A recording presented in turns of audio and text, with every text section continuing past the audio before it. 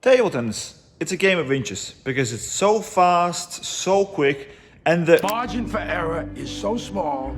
I mean, 1/2 a step too late or too early, and you don't quite make it. 1/2 second too slow, too fast, you don't quite catch it. The inches we need are everywhere around us. So here are 4 tips not to make you a better player, but more a greater competitor. Before you continue watching this video, make sure you check out the channel's equipment store, Easy Table Tennis. You can find all your table tennis needs, but if you can't, make sure to leave a comment and or email me what exactly you're looking for so I can help you assist the best way possible. And thank you for watching. So how about we put another cheeky code, YouTube15, and use that for your future orders. And if you have any questions, leave in comments down below or contact me directly. Yeah, hope you enjoy. Now, first tip, or the first attribute, is we need to learn and adjust the way we're holding our racket to maximize the wrist usage to create spin or counter spin.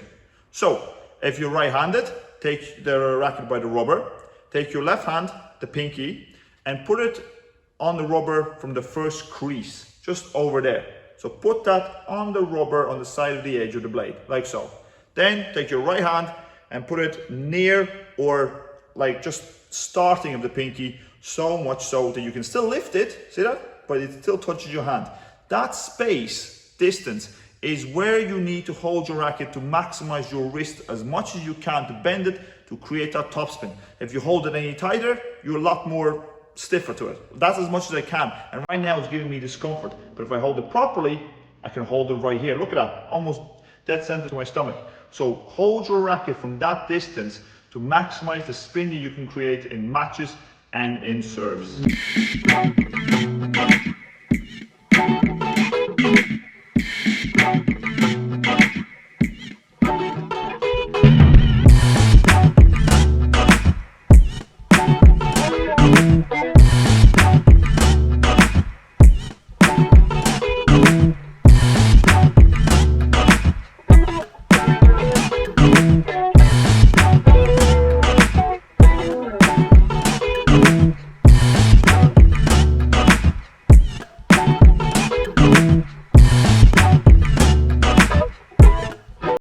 Tip number 2, or attribute number 2, is to focus your index finger on the rubber. You don't place it there because you have to. You place it there with the idea that you can sense the spin and speed of the ball when it hits your rubber. That's what it's there for. And also, having a finger firmly on it, like, let's say this is my index finger moving my racket.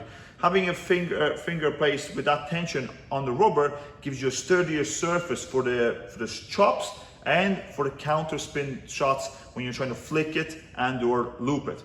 Vice versa, you might see yourself feel the ball better when you're trying to topspin. I do anyway. When I try to topspin the ball, I know how much spin I actually need to put on the ball so it lands on the table rather than just missing by a few inches. Yeah, it's easier said than done for sure, but a good way to practice it is to start chopping to feel that effect, or even close your eyes and bounce the ball on the racket.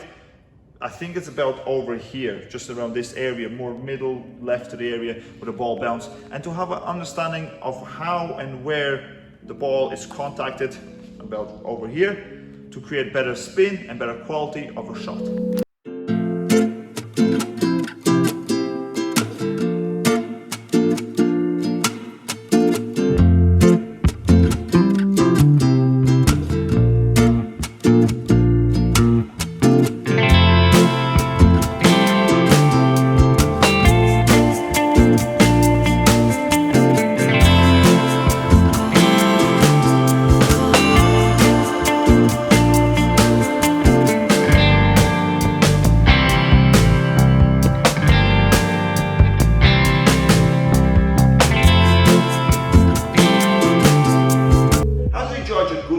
Serve by its spin, its speed, its placement, its height.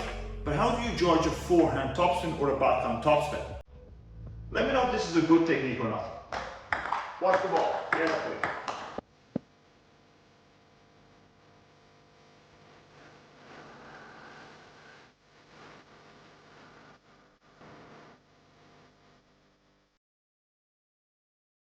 So, if you saw the ball had a high trajectory, like a really loopy aspect to it.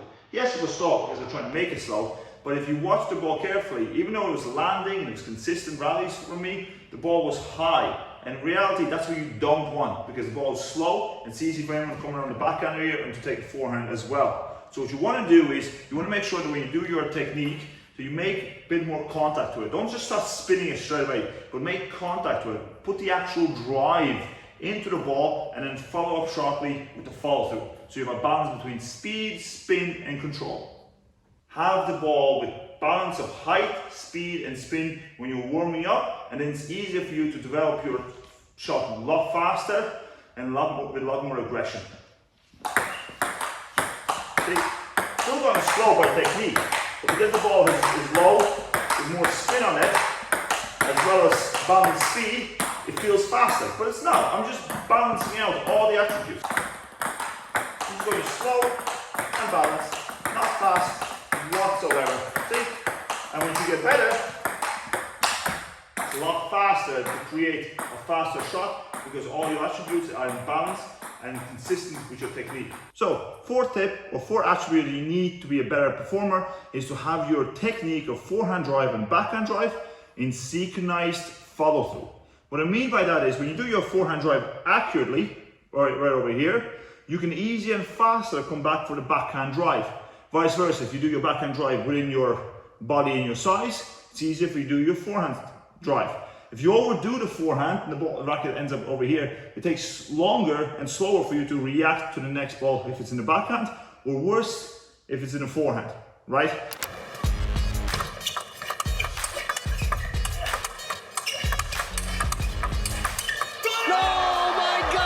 What you want to do, like I said, is to find the balance and the rhythm of the same equal follow through. You follow through up here with the backhand, easier and more flexible with your arm to do the forehand, vice versa. You perfect your forehand, the elbow is in correct position to take the backhand. Find the synchronized aspects of your of your forehand and backhand drive.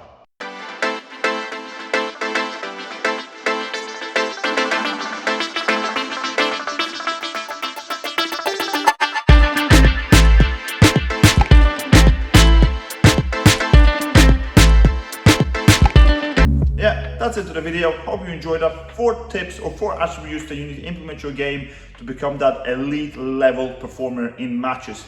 Make sure you use the discount code U215 for your orders. And yeah, just play, have fun, enjoy the game.